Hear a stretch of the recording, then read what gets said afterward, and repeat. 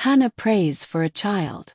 Close your eyes, take a slow deep breath, and let yourself drift into a world long, long ago, where the hills were soft and golden, and the evening wind carried the scent of olive blossoms across the land. In the quiet hill country of Ephraim, there lived a faithful man named Elkanah.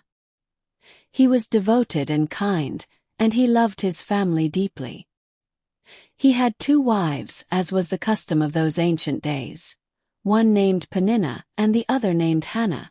Peninnah had children, many of them, and their laughter filled the house, their little feet padded across the floors, and their voices rose like music through every room. But Hannah had no children. And though Elkanah loved Hannah with a deep and tender love, there was a quiet ache inside her heart that never fully rested. It was the kind of longing that sits softly behind your eyes when you watch other mothers hold their little ones close. A gentle, persistent ache like the sound of distant rain. Peninnah, who knew of Hannah's sorrow, would sometimes speak unkind words to her, and those words would settle over Hannah like a shadow. But Hannah carried her pain with grace, never hardening, never losing her gentle spirit. Each year, the family made the long journey to the city of Shiloh to worship at the tabernacle, the sacred dwelling place where the presence of God rested among his people. The roads wound through the hills, past fig trees and vineyards, past shepherds in the soft morning mist. Elkanah walked beside Hannah, and though he could see the sadness in her eyes, he would say gently, "Am I not better to you than 10 sons?" His way of saying, "I see you, love you." Hannah received his love with gratitude, even as her longing remained deep and unspoken in her heart. One evening in Shiloh, after the family had eaten and the lamps had been lit, Hannah rose quietly and made her way to the tabernacle. The night was still. Stars were scattered like crushed silver across the dark sky, and the air was cool and soft against her face. She stepped inside, and there, in the hush and nearness of God, she simply prayed. Not with grand rehearsed words. Not with ceremony.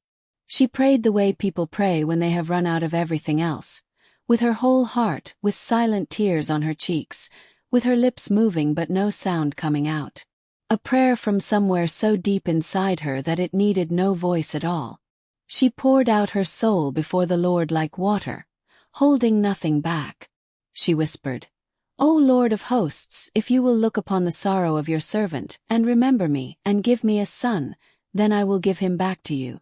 All the days of his life, he will be yours." It was a prayer of complete surrender, not bargaining but trusting.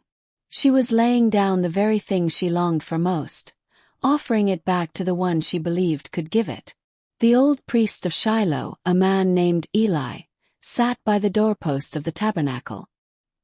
He watched Hannah, saw her lips trembling and her shoulders gently shaking, and not understanding. He spoke firmly, thinking she had been drinking. But Hannah, with quiet dignity, lifted her eyes and said, "No, my lord. I am a woman deeply troubled in spirit. I have been pouring out my soul before the Lord." There was something so honest in her voice that Eli was moved. He looked at her and said softly, "Go in peace, and may the God of Israel grant your petition." Something shifted inside Hannah in that moment. She dried her tears, arose. She ate her meal, and the heavy sadness that had lived so long behind her eyes began, slowly and gently, to lift. She believed. And sometimes that is the whole turning point, the quiet moment when a weary heart chooses to trust.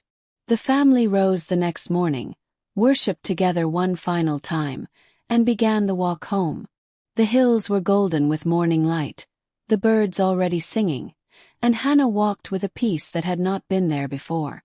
And in the fullness of time, God remembered Hannah, just as he always had, just as he always does. She conceived, and when the time came, she gave birth to a son. She held him close, breathed him in, and named him Samuel, which means, "Because I asked him of the Lord." Every time she spoke his name it was a prayer. Every time she held him, she remembered that still night in Shiloh, the tears on her cheeks, the priest's gentle blessing, and the peace that settled over her like a warm cloak. When Samuel was old enough, Hannah did the most extraordinary thing. She did exactly what she had promised.